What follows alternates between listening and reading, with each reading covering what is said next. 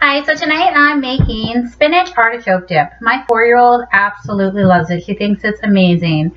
It's the type of dip that when I first gave it to them, she didn't even want to try. But then after having a couple on pizza chips that I made, she really started to love it. And it's the type of thing now where I'll give it to all the kids. And if she's seen that her siblings aren't eating their dip, she'll ask if she can. So I did make a double batch. So I have some that I've already made up. And I'm making up the other half because my blender is too small to do all at once. I'm making the other half now. So I doubled it. I double almost all my recipes if I can because it makes sense for me because I'm a family of 6 and I can freeze what we don't need for another time. So in the blender I have 1 cup of white kidney beans. It's a bean that I made up at the beginning of the week. So a few days ago, I made it up so that way we could have it for our bowls that we put quinoa, beans, and vegetables and sauce and everything in. And then I have about a cup and a half of artichoke hearts and probably a cup and a half to 2 cups of spinach, 2 garlic cloves, throw it in. We have about a cup of milk, give or take. We have probably about 1 teaspoon of ground mustard, and in that I put just a couple shakes of salt, and we have about 2 tablespoons of lemon, and then we have nutritional yeast. I'll put the nutritional yeast in the end, and I just want to fold it in because I want it to melt. This is what's going to give it that amazing cheesy nutty flavor that you get when you're at a restaurant and you order that spinach artichoke dip. It's amazing. And then I always sprinkle more on top. It just really adds so much to this recipe. So I'm just going to give this a blend. It might take a few blends depending on the power of your, the strength of your blender. Mine needs to be a little bit stronger now that I've become vegan, so I'm definitely looking into different blenders. Okay, so we're done blending. This is kind of what it looks like. I'm going to add it to the other stuff that I've already done from before.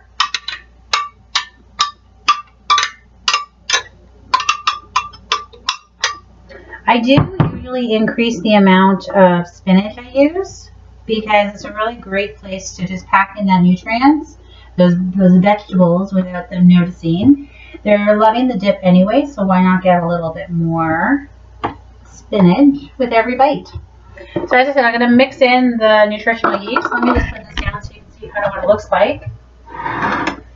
So I'm going to mix that in, and like I said, I'm going to pour some more over top once it's in the pans.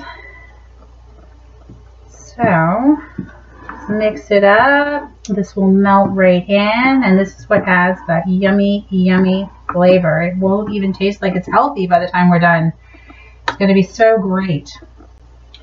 So I'm going to pour this into a baking sheet, or not a baking sheet, a baking pan. And I was originally going to do it in 2, but I think I might just do it with 1. Because it is pretty deep.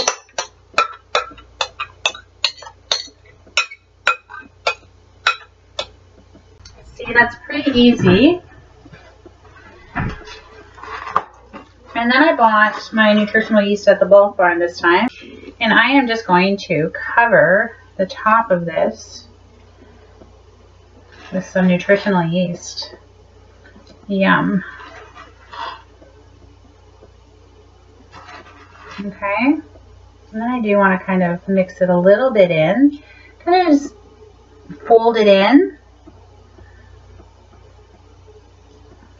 Okay, just kind of like that. As you noticed, I did line my baking pan with parchment paper. I've been doing that for years, long before we started a whole food plant-based life.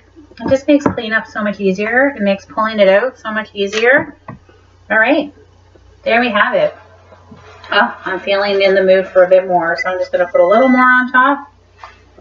Fold it in again. And I have cookies in the oven that just beeped right now. So I'm going to get this in when the cookies come out. And we'll show you what the finished product looks like then. But it's really good. You can have it with vegetables dipped in. You can have it with Tostitos. You can have it with, I usually do pitas. I'll bake them in the oven and then rub some garlic on it so you have some garlic pita. Yum. Or I'll make pizza dough. I'll roll it out really, really, really thin and bake it in the oven to make it crispy, and then cut it into little tiny rectangles for the kids to dip in. But either way, this dip tastes amazing. I'll show you the finished product when it comes out of the oven. Okay, so the spinach dip is out. It's ready to eat, and it looks great. I don't know if you can see this. I will toast up some pitas, and I'll rub some garlic on, cut it up so we have some pita chips.